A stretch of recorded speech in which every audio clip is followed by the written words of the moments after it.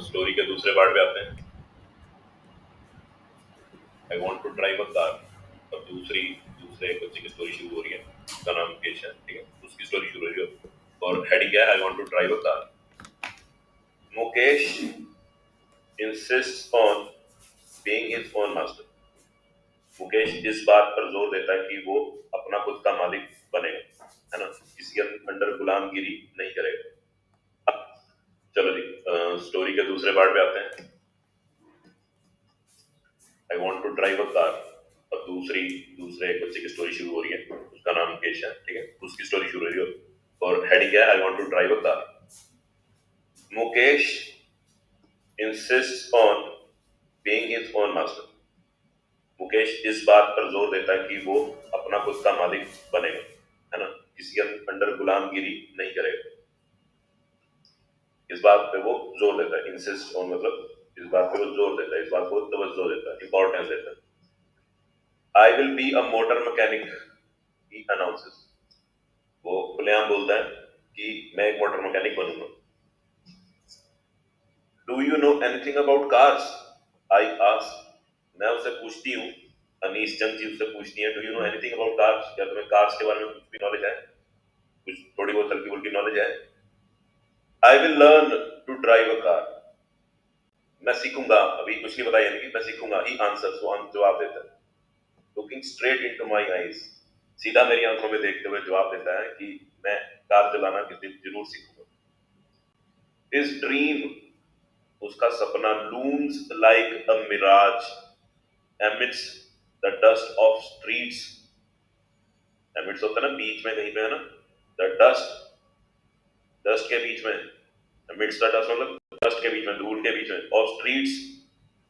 dust कहाँ की थी, streets की, गलियों की। that fill his town Firozabad famous for its bangles। his dream looms like, मतलब look like, loom का मीनिंग होता है दिखना, कुछ चीज अपीयर होना, ठीक है ना।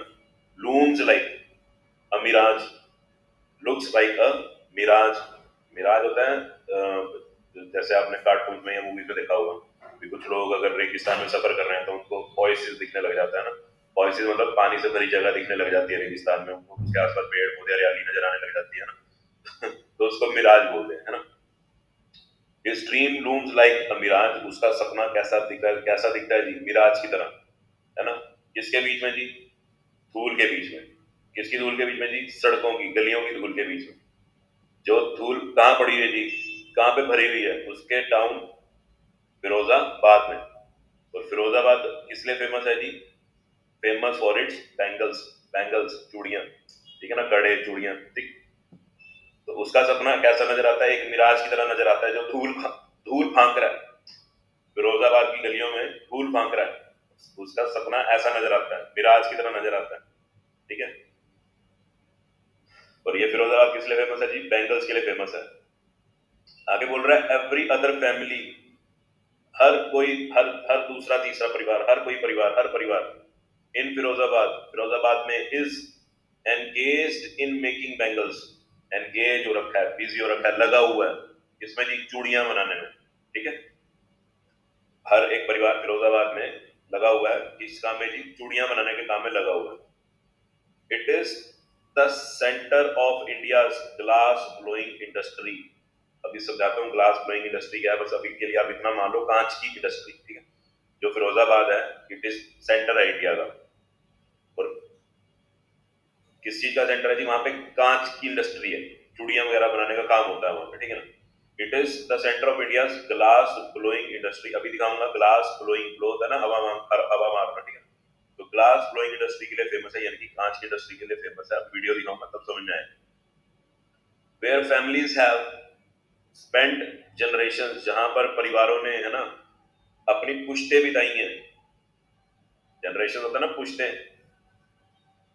वर्किंग अराउंड फर्नेसेस, फर्नेस होती है भट्टी, फर्नेसेस मतलब भट्टियां, जहां पे लोगों ने, परिवारों ने अपनी पुश्तें बिताई हैं, उम्रें बिताई हैं भट्टियों के पास, ग्लास को वेल्ड करने में, मेकिंग बैंगल्स चूड़ियां बनाने में।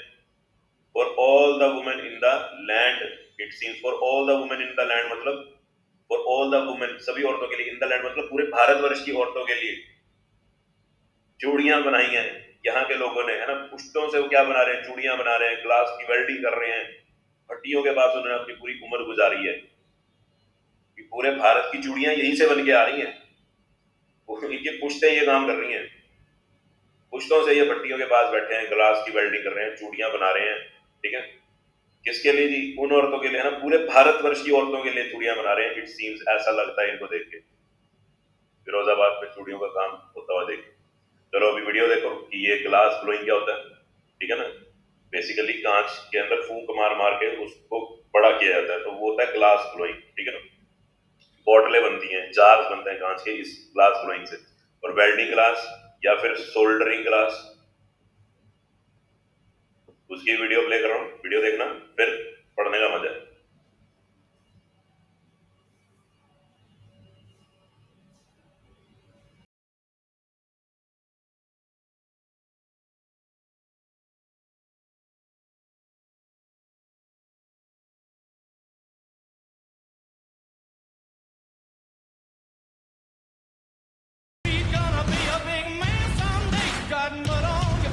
You big disgrace, kicking that can all over, singing, we will rock you. Come on, everybody.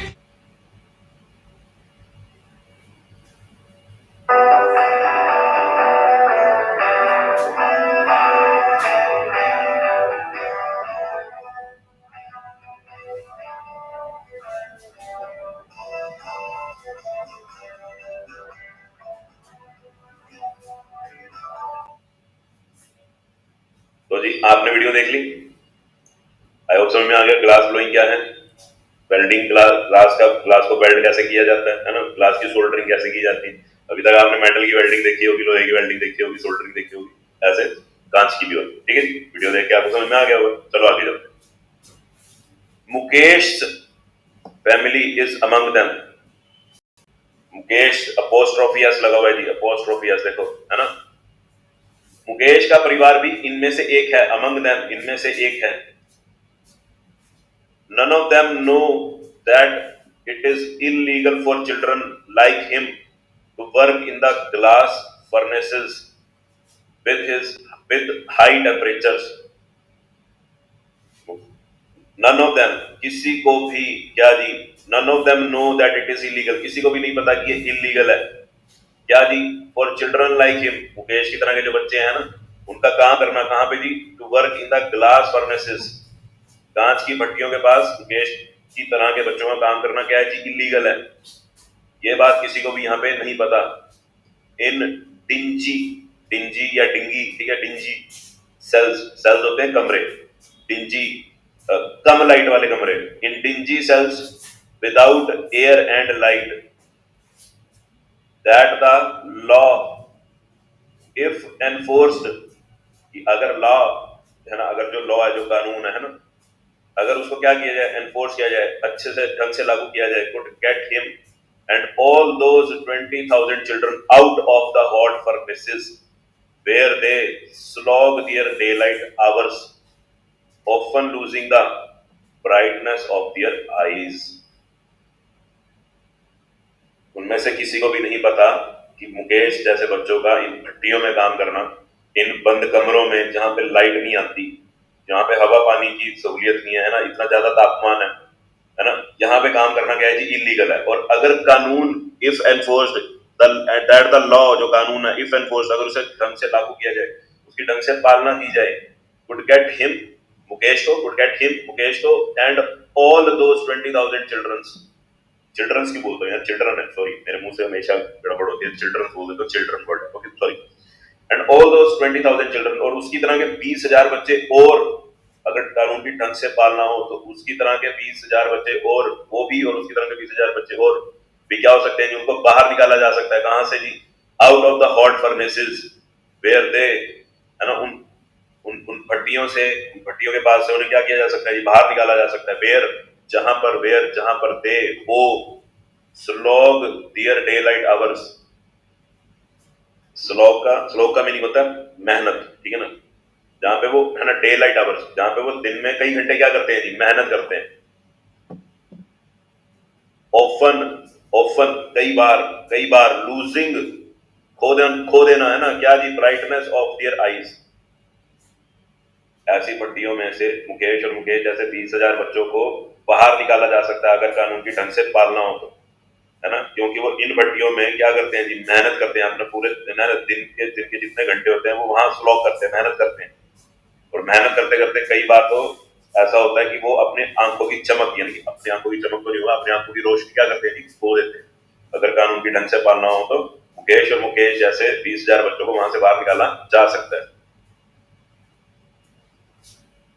Mukesh eyes beam, Mukesh की आंखें बीम, जगमगाती हैं, है ना, टिमटिमाने लगती हैं, यानी कि रोशनी से भर जाती हैं, खुश हो जाता है वो, है ना। Mukesh eyes beam as he volunteers to take me home, है ना, वॉलंटियर अपने आप से वो वॉलंटियर होता है ना, जैसे कोई जादूगर खेल दिखा रहा है, कहता है मुझे एक वॉलंटियर चाहिए ना, मुझे एक सहायक चाहिए जो आए मेरे साथ खड़े हो, मैं उसके ऊपर जादू कर पाऊँ, है ना, तो ट्रिक कर पाऊँ, खेल दिखा सकूँ, है ना। तो Mukesh Mukesh eyes beam as he volunteers to take me home. तो जब मैं मुकेश को बोलती हूँ कि अपने घर लेके जा, तो उसकी आंखें बड़ी जगमगाने लग जाती है, बड़ा खुश हो जाता है ना, और फटाफट से मुझे अपनी मर्जी, अपनी इच्छा से मुझे अपने घर लेके जाने लगता है। विच ही प्राउडली सेज, जिसके बारे में वो बड़े गर्व से बोलता है, इज बीइंग रीबिल्ड, और अपने घर के बारे में बड़े गर्व से बोलता है कि अब वो दोबारा बन रहा है। We walk down stinky lanes, stinky बदबूदार लेन्स, गलियां, चोक्ड विद गार्बेज, चोक है ना, गले में चोक खराश होती है ना, गले में कुछ फंस जाता तो चोकिंग होती है ना, तो गलियों में भी क्या है, कूड़ा भरा पड़ा है ना, चोक भरी पड़ी है ना, गार्बेज से। Past homes that remain, hovels with crumbling walls, wobbly doors, no windows, crowded with families of humans and animals coexisting in a prime evil state. We walk down, हम चलते हैं, कहां से होके गुजरते हैं, स्टिंकी लेन्स, बदबूदार गलियों से, जो किससे चौक रहे हैं, किससे भरी पड़ी है जी, गार्बेज से। पास्ट होम्स, उन होम्स से पास करते हैं, पास्ट गुजरना है ना, आया था ना पास्ट द टेम्पल, है ना, उसका स्कूल था past the temple, school temple से आगे था, है ना। पास्ट होम्स, हम घरों के आगे से गुजरते हैं। That remain hovels with crumbling walls, that remain hovels with crumbling walls, crumbling मतलब क्रम्बलिंग वॉल, अगर मैं लिख रहा हूँ क्रम्बलिंग वॉल मतलब अभी बस गिरने वाली है, ढहने वाली है ना। होवल्स, होवल्स विद क्रम्बलिंग वॉल्स, खंडर, हम उन घरों से सामने से गुजर रहे हैं, दैट रिमेन होवल्स, बस खंडर पड़े हैं, है ना, विद क्रम्बलिंग वॉल्स, की उनकी दीवारें बस टूटने वाली, गिरने वाली, है ना। हम उन घरों के पास से गुजर रहे हैं, सामने से गुजर रहे हैं जो खंडर हो चुके हैं, दैट रिमेन होवल्स, दैट रिमेन होवल्स मतलब खंडर हो चुके हैं, विद क्रम्बलिंग वॉल्स, और जिनकी दीवारें गिरती जा रही हैं। वोबली डोर्स, टूटे फूटे दरवाजे हैं उनमें, नो विंडोज, कोई खिड़की नहीं है ना।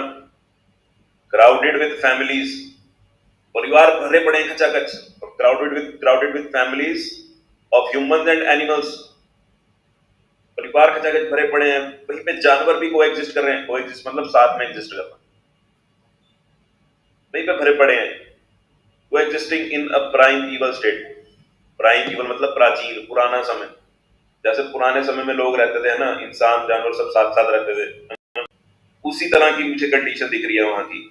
हम ऐसे घरों के बाहर से निकल रहे हैं जो खंडर हो चुके हैं, और फिर भी, है ना, टूटी फूटी दीवारें हैं, दरवाजे भी टूटे फूटे हैं, फिर भी लोग में खचाखच भरे हुए हैं, जानवर भी साथ में रह रहे हैं उनके, जैसे हम कहीं मॉडर्न इंडिया में नहीं घूम रहे, कहीं पुराने समय में, कहीं किसी पुराने काल में, आदि मानवों के काल में घूम रहे हैं। जैसे He stops at the door, वो रुक जाता है, मुकेश रुक जाता है, ऐसे ही, है ना, stops at the door of one such house, वो भी इसी तरह के एक मकान के दरवाजे पे आकर रुक जाता है, कौन जी, मुकेश।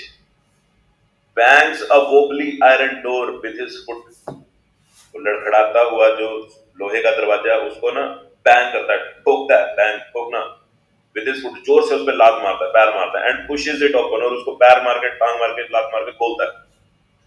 We enter, हम एंटर होते हैं, a half built shack, shack होती है झोपड़ी, ये आधी बनी हुई झोपड़ी में हम क्या करते हैं, एंटर करते हैं। In one part of it, उसके एक पार्ट में, thatched with dead grass, thatching, आपने देखा होगा ना, कान, पंजाबी बोलते हैं कान्ने आदि छत, है ना, फूस की छत होती है ना, घास फूस की छत बनाते हैं लोग, उसको थैचिंग बोलते हैं, ठीक है ना। घास फूस लगा के रूफ बनाना, उसको थैचिंग बोला जाता है। Thatched with dead grass in one part of it, उस मकान के, है ना, उस आते बनी झोपड़ी के घर के एक कोने में, एक पार्ट में, है ना, जो किससे थैच्ड है जी, घास से थैच्ड है ना, इसके ऊपर घास फूस की छत है। Is a firewood stove, firewood लकड़ी से जलने वाला चूल्हा है, लकड़ी से जलने वाला चूल्हा है उसके एक कोने में, है ना। Over which sits a large vessel, उसके ऊपर क्या रखा हुआ है, बहुत बड़ा वेसल रखा हुआ है, वेसल मतलब कढ़ाई, डोंगा, कुकर, ठीक, ऑफ सिजलिंग स्पिनच लीव्स, और इसमें क्या है जी, गर्मा सिजलिंग, गर्मा गर्म। वैसे तो सिजलिंग पर किसी की कैरेक्टरिस्टिक पर्सनैलिटी को डिफाइन करने के लिए भी सिजलिंग बोल सकते हैं, है ना। लड़कियों के लिए बेसिकली बोला जाता है भी शी लुक्स सिजलिंग, है ना, शी लुक्स सिजलिंग टुडे, है ना। लड़कियों के लिए बोलते हैं she looks hot today, sizzling भी बोला जाता है ना, शी लुक्स गॉर्जियस टुडे, ठीक। सिजलिंग होता है बेसिकली गर्म एंड स्पाइसी वगैरह, ठीक। तो in one part of it, शैक के एक पार्ट में, जो किससे ढका हुआ है जी, घास फूस से ढका हुआ है, उसके एक पार्ट में क्या है जी, उस शैक के एक पार्ट में क्या है, फायरवुड स्टोव है, लकड़ी से चलने वाला चूल्हा है, स्टोव इज चूल्हा, राइट। ओवर विच, जिसके ऊपर, सिट्स अ लार्ज वेसल, जिसके ऊपर क्या रखा हुआ है जी, क्या बिठाया हुआ है जी, एक बहुत बड़ा डोंगा, कढ़ाई, प्रेशर कुकर रखा हुआ है, जिसमें क्या पक रहा है जी, गर्मा गर्म स्पिनच लीव्स, पालक की सब्जी बन रही है। On the ground in a large aluminium platters, aluminium aluminium aluminium metal हो गया, प्लेटर प्लेटें, ऑन द ग्राउंड जमीन पर, है ना, in large aluminium platters are more chopped vegetables, chopped मतलब कटे हुए, उसके सामने, उस स्टोव के सामने, प्रेशर कुकर के आसपास ग्राउंड पे कटी हुई सब्जियां पड़ी हैं एल्यूमिनियम की थालियों। अब फ्रेल, फ्रेल दुबली पतली यंग वुमेन, एक जवान औरत या लड़की, is cooking the evening meal for the whole family, वो ये पालक की सब्जी वब्जी बना रही है, बाकी सब्जियां भी बना रही है ना, किसके लिए जी, इवनिंग मील के लिए, रात के खाने के लिए। किसके रात के खाने के लिए जी, फॉर द होल फैमिली, पूरे परिवार के लिए, ठीक है। उस स्टोव के सामने एक दुबली पतली औरत बैठी है जो रात का खाना तैयार कर रही है पूरे परिवार के लिए। Through eyes filled with smoke she smiles, देखो एक मेटाफर है, through eyes filled with smoke, भले ही उसकी आंखें धुएं से भरी पड़ी हैं, शी स्माइल्स, फिर भी मुस्कुराती है, ठीक है। कहने का भाव वहां पे कितना धुआं है उस कमरे में, फिर भी वो बड़े आदर भाव के साथ अनीस जंग जी को देखती है, मुस्कुराते हुए देखती है। She is the wife of Mukesh Elder brother, वो मुकेश के बड़े भाई की बीवी है, यानी कि मुकेश की भाभी है। Not much older in years, उसको देख के लगता नहीं कि वो इतनी उम्र दराज है, not much older in years, वो इतनी उम्र दराज नहीं लगती, वो इतनी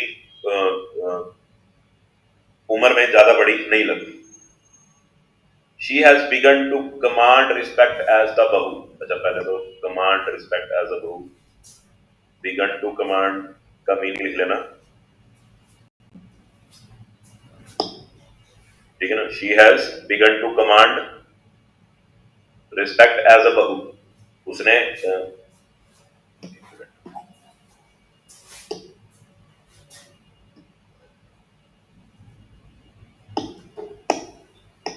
she has begun, शुरुआत की है जी, to command respect, रिस्पेक्ट हासिल करी है ना। कमांड अपने हाथ में लगाम लेना होता है ना, कमांड लेना है ना, यहाँ पे बेसिकली आया बिगन टू कमांड, मतलब उसने शुरू किया क्या जी, कमांड लेना, अर्जित करना, हासिल करना, क्या जी, रिस्पेक्ट किस चीज की जी, बहू होने की, उसने अभी कमांड हासिल करी है, उसने ये इज्जत हासिल करी है ना। और बहू का मीनिंग क्या बोल रहा है ji, daughter in law of the house, परिवार की बहू, ठीक है ना। Already in charge of 3 men, already उसके सिर पे 3 मर्दों का चार्ज है, 3 मर्दों की जिम्मेदारी है, कौन जी, हर हस्बैंड, उसके पति की, मुकेश की, एंड दियर फादर, और उन मुकेश और उसके भाई के पिता की भी जिम्मेदारी उसके ऊपर है, खाना वगैरह उनका बनाने की जिम्मेदारी उसके ऊपर है, उसके ऊपर चार्ज है, ठीक है ना। इंचार्ज होता है ना जिसके ऊपर जिम्मेदारी है, उसको इंचार्ज बोलते हैं ना। When the older man enters, जब मुकेश और मुकेश के फादर साहब एंटर करते हैं, when the older man enters, या कोई बड़ा बुजुर्ग एंटर करे, she gently withdraws behind the broken wall, withdraws है ना, वापिस खींच लेना, बाहर निकाल लेना, है ना, किसी को विड्रॉ बोलते हैं ना, मनी विड्रॉ कराते हैं, अकाउंट में से पैसे विड्रॉ कराते हैं, पैसे बाहर निकालते हैं, है ना, वो अपने आप को दूर ले जाती है। और कहाँ चली जाती है जी? बिहाइंड द ब्रोकन वॉल, दीवार के पीछे चली जाती है। जब भी घर में कोई बड़ा बुजुर्ग आए तो, या फिर उनके पिता आए, मुकेश के फादर साहब आए तो, and brings her veil, veil घूंघट, पर्दा, and brings her veil closer to her face, और अपना वेल, अपना पर्दा, अपना घूंघट कहाँ ले आती है? अपने चेहरे पे ले आती है। यही होता है, देखा भी हमने, ठीक है, not a new thing for us middle class families. As custom demands, custom प्रथा, एज कस्टम डिमांड्स, यही हमारे यहाँ पे प्रथा, यही यही प्रथा है ना, यही चीज फॉलो की जाती है, यही किसी चीज की डिमांड होती है ना जी, यही प्रथा फॉलो होती है ना ji. As custom demand, custom demand मतलब जैसे कि प्रथा है, एज कस्टम डिमांड्स का मतलब है जैसे कि प्रथा है। Daughters in law must veil their faces before the male elders, जैसे कि प्रथा है, डॉटर्स इन लॉ, बहुएं, डॉटर इन लॉ मतलब बहू, डॉटर्स इन लॉ मतलब बहुएं, daughters in law must veil their faces, उनको अपने चेहरे क्या करने चाहिए जी? जैसे कि प्रथा है, उनको क्या करना होता है जी? और बहुओं को, घर की बहुओं को क्या करना पड़ता है जी? घूंघट करना पड़ता है अपने चेहरे के ऊपर। बिफोर, सामने, किसके सामने जी? मेल एल्डर्स के सामने, बड़े बुजुर्गों के, है ना, सामने। घर की औरतों को क्या करना पड़ता है? बहुओं को क्या करना पड़ता है? पर्दा करना पड़ता है, वेल करना पड़ता है। In this case, the elder is an impoverished bangle maker. इस केस में एल्डर कौन है? बड़ा कौन है? बुजुर्ग कौन है जी? impoverished, दुबला पतला, मरूसा ठीक है, पावरिश, इम्पावरिश मतलब जिसको खाना वाना ढंग से नहीं मिलता हो, जो दुबला पतला हो गया, बिना, जिसको खाना ढंग से ना मिल रहा, तो रोटी ना जिसको मिल रही है, उसको इम्पावरिश बोला जाता है, ठीक। तो in this case the elder is an impoverish bangle maker, bangle maker मतलब चूड़ी बनाने वाला, और एल्डर को इम्पावरिश बैंगल मेकर, एल्डर यानी मुकेश के फादर साहब। डिस्पाइट, इसके बावजूद, है ना, despite long years of hard labour, long years, कई सालों की हार्ड लेबर के बावजूद, डिस्पाइट के बावजूद, कई सालों की कड़ी मशक्कत के बावजूद, कड़ी मेहनत के बावजूद, कड़ी लेबर के बावजूद, फर्स्ट एज अ टेलर, पहले नाई की तरह काम करके, then as a bangle maker, और फिर चूड़ी बनाने वाले की तरह काम करके, ही हैज फेल्ड, वो बहुत बुरी तरह से फेल हुए हैं ji, to renovate a house, वो हाउस को रेनोवेट ना कराने, वो हाउस को रेनोवेट नहीं करा पाए, इतने साल की स्ट्रगल के बाद भी वो अपना घर रेनोवेट नहीं करवा पाए, है ना। और किसी में फेल हुए हैं ji, send his two sons to the school, और वो अपने दोनों बेटों को स्कूल भी नहीं भेज पाए हैं, इतने साल मेहनत करने के बाद भी वो कुछ नहीं कर पाए। ऑल ही हैज मैनेज्ड, वो क्या मैनेज कर पाए हैं जी? वो बस क्या मैनेज कर पाए हैं ji? To do is to teach them what he knows, वो बस इतना ही मैनेज कर पाए हैं कि उनको सिखा पाए हैं जो उनको आता था, सिर्फ इतना ही मैनेज कर पाए कि उनको वही सब सिखा पाए जो उनको आता था, और उनको क्या आता था ji? The art of making bangles, चूड़ी बनाने की कला। I hope this much paragraph is easy for you to understand.